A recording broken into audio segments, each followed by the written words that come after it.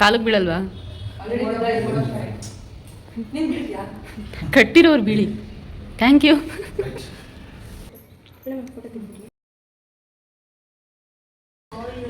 ಅಣ್ಣ ತಂಗಿಯರ ಈ ಬಂಧ ಜನುಮ ಜನುಮಗಳ ಅನುಬಂಧ.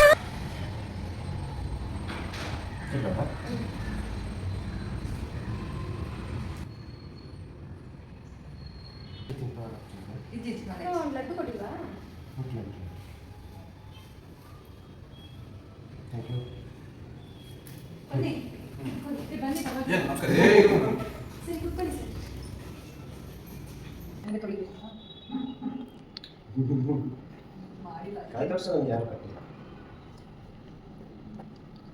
ನಿನ್ನೆಯಿಂದ ಜಾಸ್ತಿ ಕೇಳಲ್ಲ ಸರ್.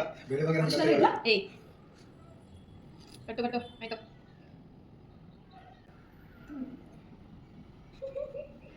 ಅಂತದೇನಿಲ್ಲ. ಕುಮಾರ್ ಸರ್ ಕೈ ಏಟಾಗಿದೆ.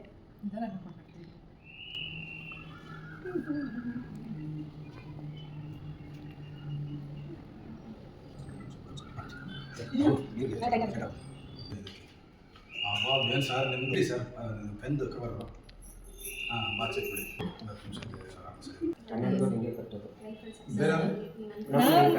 ಸುಮ್ಮನೆ ಕಟ್ತೀವಿ ಅಷ್ಟೇ. ರಕ್ಷಾ ಬಂಧನ ಕೊಂಡಾಗಲಿಲ್ಲ ಸರ್. ನಿಮಗೆ ಈ ವರ್ಷ ಕಟ್ತೀನಿ. ಯಾವ ವರ್ಷ ಕಟ್ತೀನಿ?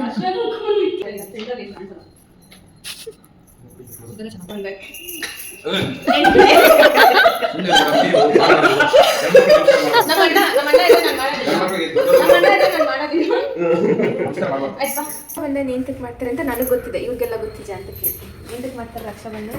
ಹಬ್ಬ ಆಚರಣೆ ಮಾಡಕ್ ಮಾಡ್ತಾರೆ. ಅದಕ್ಕೊಂದು ಐತಿಹಾಸಿಕ ಒಂದು ಹಿಸ್ಟ್ರಿ ಇದೆ. ಏನದು ಮೈಥಾಲಜಿಕಲ್ ರೀಸನ್ ಇದೆ? ಏನಂತ ಹೇಳಿದ್ರೆ ಕೃಷ್ಣ ಇದ್ದಾರೆ, ಅವ್ರ ಹೆಸರು ನಂಗೆ ನೆನಪಿಲ್ಲ. ಅವ್ರ ಕಡೆಯಿಂದ ರಾಖಿ ಕಟ್ತಾರೆ.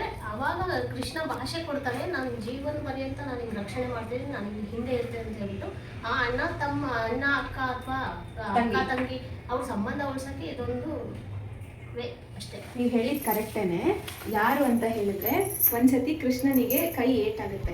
ಅವಾಗ ದ್ರೌಪದಿ ಅವಳು ಹಾಕಿರೋ ಸೀರೆ ಸೆರ್ಗಲ್ಲಿ ಅಡ್ದುಬಿಟ್ಟು ಅವಳ ಕೈ ಕಟ್ತಾನೆ. ಅವಾಗ ನೀನು ನನಗೆ ರಕ್ಷಣೆ ಮಾಡಿದೆ, ನಿನಗೆ ಏನೇ ಕಷ್ಟ ಆದರೆ ಅಣ್ಣ ಅಂತ ಕರಿ, ನಾನು ಬರ್ತೀನಿ ಅಂತ. ಸೊ ಅದು ದುರ್ಯೋಧನ ದ್ರೌಪದಿ ವಸ್ತಾಭರಣ ಟೈಮಲ್ಲಿ ಇವಳು ಅವಳ ಮಾನ ಕಾಪಾಡ್ಕೊಳ್ಳೋಕೆ ಅವಳೇ ಟ್ರೈ ಮಾಡ್ತಾಳೆ, ಅವಳ ಕೈಯಲ್ಲಿ ಆಗೋದಿಲ್ಲ. ಅವಾಗ ಅಣ್ಣ ಕೃಷ್ಣ ನೀನೇ ನನ್ನ ನೋಡ್ಕೊಂಡಾಗ ಅವಳು ಕಟ್ಟಿರೋ ಸೀರೆನ ಅವಾಗ ಬಿಡ್ತಾನೆ. ಅವಳು ಕಟ್ಟಿರೋ ಕೈ ಕಟ್ಟಿರ್ತಾಳಲ್ಲ, ಅದಕ್ಕೇನೆ ರಕ್ಷಾಬಂಧನ ಮಾಡೋದು. ನಿನ್ನ ಪ್ರಕಾರ ರಕ್ಷಾಬಂಧನ ಅಂದ್ರೆ ಏನು?